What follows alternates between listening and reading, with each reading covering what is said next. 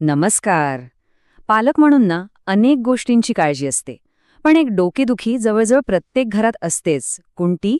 तर मुलांनी दूध पिण्याची वेळ. ही तक्रार खूप ओळखीची वाटते, नाही का? अरे देवा, हे वाक्य तर आता प्रत्येक घरातलं राष्ट्रीय गीत बनलंय असं वाटतं, बरोबर? दूध पिण्याची वेळ झाली की मुलांचे चेहरे बघण्यासारखे होतात. कोणी तोंड वाकडं करतं, कोणी रडायलाच लागतं, तर कोणी सरळ नाहीच म्हणून सांगतं. हे चित्र बहुतेक सगळ्याच पालकांनी अनुभवलं असेल. आणि खरं सांगायचं तर ही चिंता अगदी योग्य आहे. कारण दूध म्हणजे काही फक्त प्यायची गोष्ट नाहीये, ते मुलांचं हाडं मजबूत करण्यासाठी खूप महत्वाचं आहे. म्हणूनच मुलं दूध का पित नाहीत हे समजून घेणं खूप गरजेचं ठरतं. चला, आज आपण या समस्येच्या मुळाशी जाऊया.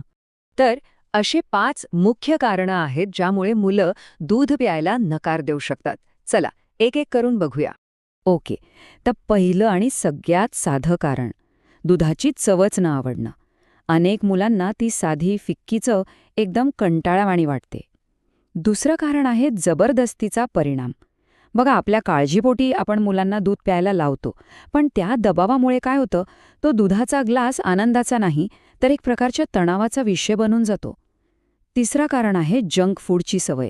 दिवसभर चिप्स बिस्किटं खाल्ली की खरी भूकच मरून जाते. मग पौष्टिक दुधासाठी पोटात जागा उरणार कुठून? चौथं कारण आहे चुकीची वेळ. म्हणजे पोटभर जेवण झाल्यावर लगेच दूध दिलं तर भूकच नसते, मग मुलं साहजिकच नकार देणार. आणि 5वं महत्त्वाचं कारण म्हणजे सवयीचा अभाव. लहानपणीच जर सवय लागली नाही तर मोठं झाल्यावर अचानक ती स्वीकारणं मुलांना अवघड जातं. आता ही सगळी कारणं ऐकून कदाचित थोडं टेन्शन आलं असेल, पण थांबा, काळजी करण्यासारखं खरंच काही नाही. कारण प्रत्येक समस्येवर काही ना काही उपाय असतोच. चला तर मग बघूया काही सोपे आणि प्रभावी उपाय. तर सगळ्यात पहिला आणि सगळ्यात प्रभावी उपाय, दुधाला मुलांसाठी इंटरेस्टिंग बनवणं. विचार करा, जी गोष्ट मुलांना आवडत नाही तीच जर आपण थोड्या वेगळ्या, आकर्षक पद्धतीने त्यांच्यासमोर ठेवली तर काय जादू होऊ शकते. साधं दूध देण्याऐवजी एक मस्तपैकी बनाना मिल्कशेक बनवून बघा. चवीला तर तो छान लागतोच, पण केळ्यांमुळे पोटॅशियमसारखे महत्त्वाचे पोषक घटकही मिळतात. किंवा मग खजुराचं दूध, हे तर नैसर्गिकरित्या गोड लागतं आणि खूप हेल्दीसुद्धा आहे. बदामाचं दूध हा तर आणखी एक जबरदस्त ऑप्शन आहे. आणि एक गंमत सांगू, फक्त चवच नाही, आपण दूध कशातून देतोय ना याने सुद्धा खूप फरक पडतो.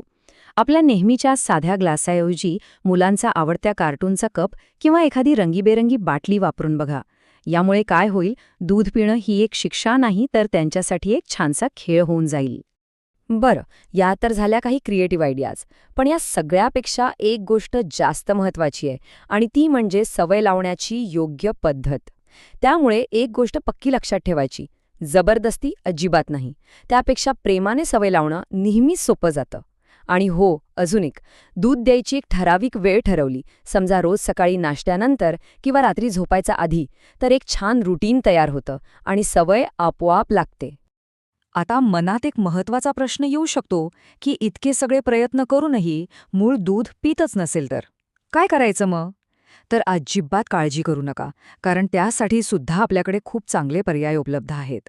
हे समजून घेणं महत्वाचं आहे की प्रत्येक मुलाची आवड-निवड वेगळी असते.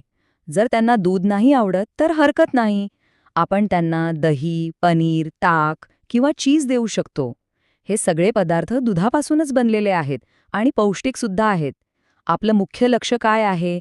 कॅल्शियम मिळवणं. आणि ते या पदार्थांमधून अगदी सहज मिळू शकतं. आत्तापर्यंत आपण बरेच उपाय बघितले, बरोबर? पण या सगळ्याच्या मुळाशी, या सगळ्याच्या पायाशी एक अत्यंत महत्त्वाची गोष्ट आहे, जी प्रत्येक पालकाने लक्षात ठेवलीच पाहिजे. आणि ती गोष्ट आहे संयम. हो, फक्त आणि फक्त संयम. हा एकच शब्द सगळ्या उपायांपेक्षा आणि सगळ्या युक्त्यांपेक्षा खूप जास्त महत्त्वाचा आहे. कारण एक गोष्ट लक्षात घ्या, चांगल्या सवयी लागायला वेळ लागतोच. त्यामुळे सर्वात महत्त्वाचं आहे धीर धरणं. मुलांशी आणि हो, स्वतःशी सुद्धा थोडं प्रेमळपणे वागा. हा प्रवास कदाचित सोपा नसेल, पण संयमाने तो नक्कीच यशस्वी होऊ शकतो.